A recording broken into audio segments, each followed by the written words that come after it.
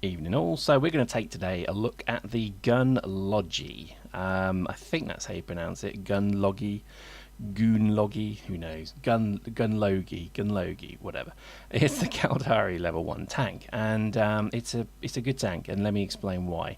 It's only 50k more than the standard militia tank, but it also comes with, I think, quite a bit more, I guess, capability. Certainly the fittings on it are pretty good. As you can see, it's got a fair bit more shield. 5 mid slots is obviously pretty good as well, and really I think it's a pretty good one. You do need vehicle command level 5, so that's the only grindy bit that you need to do to get it. However, it's a pretty good tank, so let's look at one.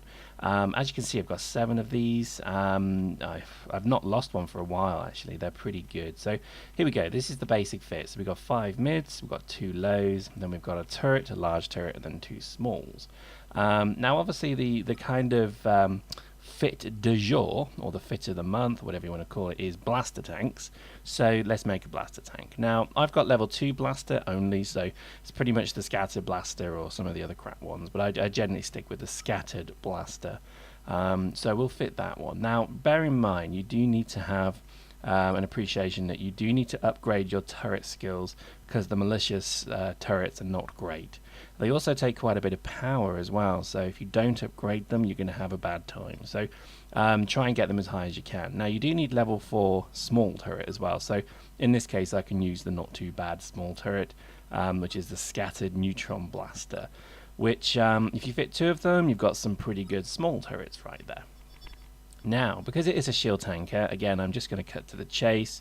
I'm going to put power expansion units on this because I want to maximize the power grid as much as I can. Now, generally, my theory here is no different from any of the other fitting videos, which is that you generally fit a buffer. So you fit a hit point tank, and then you basically reinforce it. So you make its resistances better. There's a number of shield boosters you can use. Now, bearing in mind, I've used the converse one here. It does mean you get less hit points repaired per cycle, but it takes less grid as well. So it's a good medium ground. Now, again, difference with the hardeners. The surge shield reinforcement, it looks like an Aurum mod, but it's not. It's actually 6,000 ISK per unit, so I'm fitting 2 of them, and they give a 30% boost to your shield. However, in a fit we'll look at in just a moment, I'm going to propose you don't use active hardeners, but for now, let's just carry on with what we've got.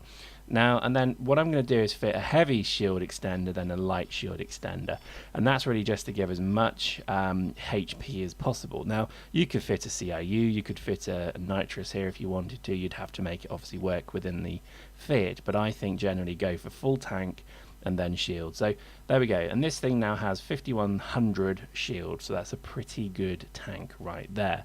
And when you need it, you can then harden it with with a 30% resist. So that's a good tank. That's it. That's my general tank fit, and as you can see, it cost 564k, so not cheap but not too expensive either. That's the fit that I've used for the last few videos as well, and it's been taking out tanks probably a bit more expensively fit than me. But I would stress the turret is generally where a lot of the expense lies. Now, let me show you a passively hardened fit. Now, I don't have shield adaptation level 3. If you do, then I would recommend you fit the 2 15% boosters. At the end of the video, I'll show you on the market what I mean. I can't remember what they're called off the top of my head. But these are just 2 11% mods. So basically, my 5100 shield has got a naturally permanent resist level of 22%, which is pretty good. And I think I've just confused myself. Anyway, that's not a bad fit right there. As a blaster tank goes, that's pretty good. Let's look at another fit. I would say also you should have a railgun fit as well. Don't always rely on blasters being own vehicles of destruction, because I think they're going to get nerfed.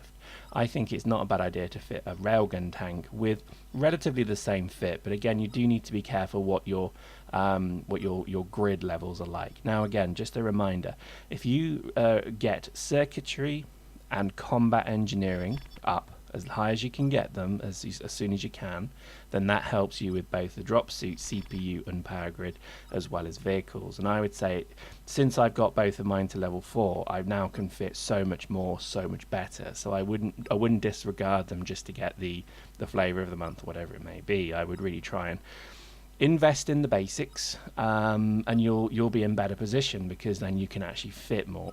So instead of a Gunnlogi with 4k shield, you can have 5.5, for example. So don't dismiss it.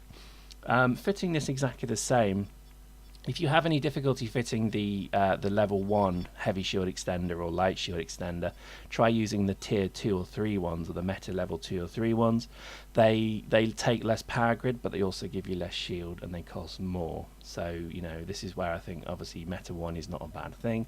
But there we go, 5100 again. Not a great railgun turret, but not bad. And again, that's 538k. So again, none too shabby, I think, for 2 types of tanks we've got there. And I think again, just a kind of appreciation of maybe active versus passive. Let me just show you where that was. If you come to if you go to what am I doing in armor?